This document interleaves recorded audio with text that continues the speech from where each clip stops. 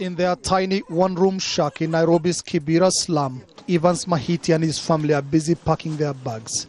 Fearing violence after the elections, he plans to move his family to a suburb of the capital, dominated by members of his tribe. I know my neighbors. I have lived with them, studied with them. I'm sure violence will happen here, and I don't want my kids to suffer. So we are moving away. Apart from fears of a repeat of the post-election unrest 5 years ago, Kenya also faces other security challenges. Kenya's role in the African Union's peace-building mission to Somalia has not only placed it on the front line of the so-called counter-terror operations, but also on the receiving end of reprisal attacks. Attacks like this one have been blamed on Somalia's Al-Shabaab armed group. This is Eastleigh, a popular shopping district in Nairobi, and the scene of a string of bombings and grenade attacks.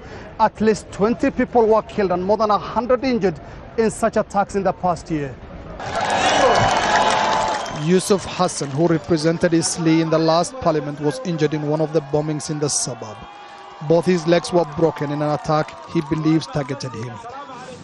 Still in hospital and seeking re-election, he frequently goes out to campaign. We need to see more use of intelligence, more use of investigation, a more robust way of dealing with this before it happens. And when it happens, following up on the cases and apprehending the culprits before they commit more acts of violence. Aid agencies are also preparing for possible violence after the elections. Here, officials of the UK agency REDR are training employees of numerous aid organizations on working in hostile environments. I think last time everyone was caught unaware. People were not expecting the level of violence or the intensity or how widespread it was. So this time the NGOs, the government, I think everyone is preparing for the worst and hoping for the best.